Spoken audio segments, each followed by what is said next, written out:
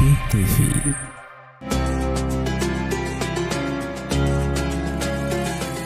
Bismillahirrahmanirrahim. Assalamualaikum warahmatullahi wabarakatuh.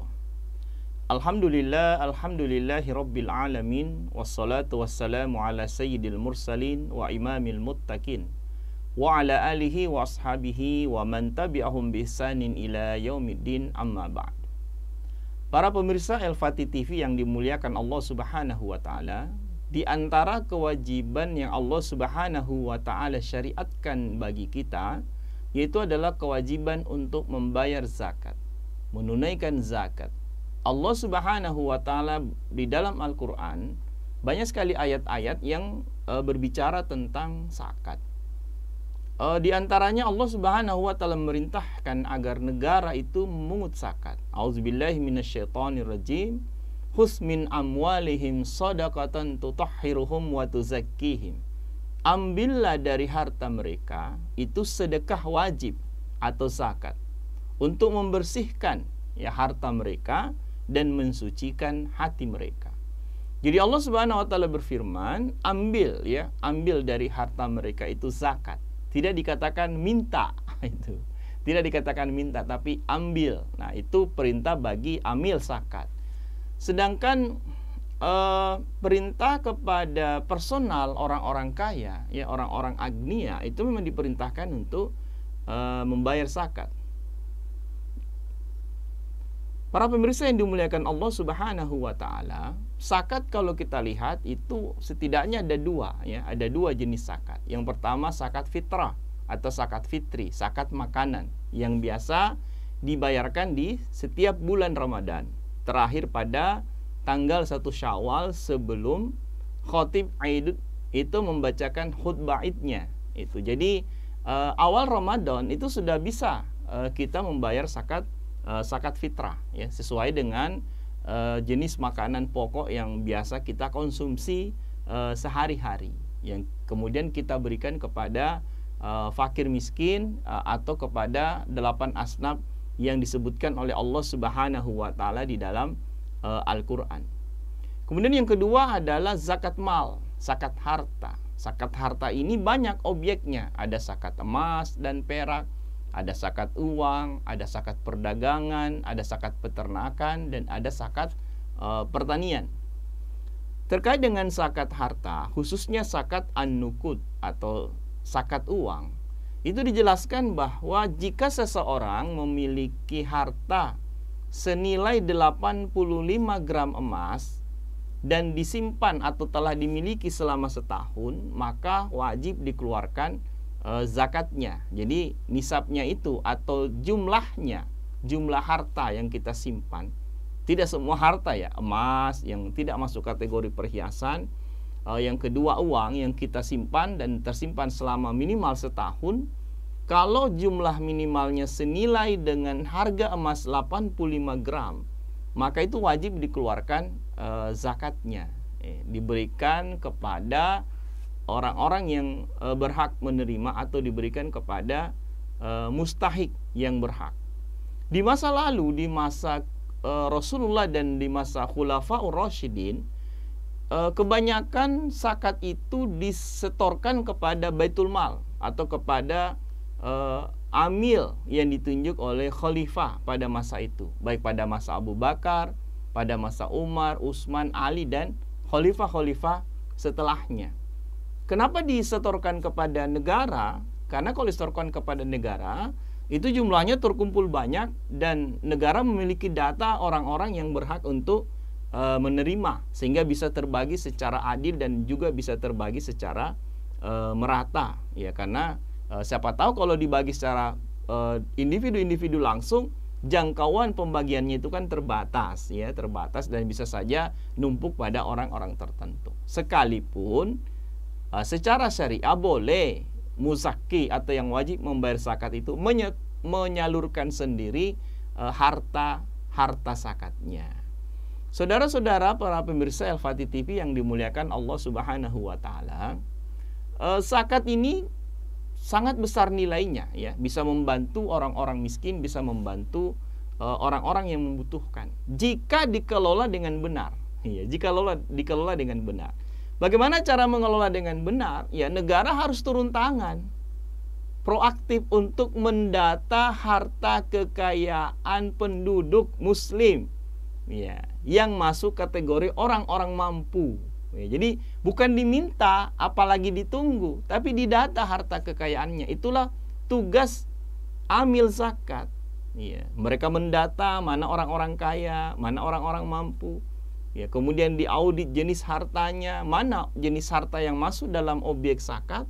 Kemudian dicatat mulai tahun sekian sampai tahun sekian. Ya, berapa jumlah harta yang tersimpan? Apakah cukup senisab? Kemudian tidak pernah kurang senisab? Kalau sudah cukup senisab dan cukup haulnya, maka diambil oleh negara. Diambil oleh petugas negara itu, yaitu amil zakat. Makanya amil zakat ketika turun di lapangan, ya, mengaudit kekayaan penduduk, orang-orang kaya itu didampingi oleh syurta, didampingi oleh polisi, supaya orang-orang kaya ini tidak kemudian melawan, ya, tidak melawan orang-orang yang ingin mencatat harta kekayaan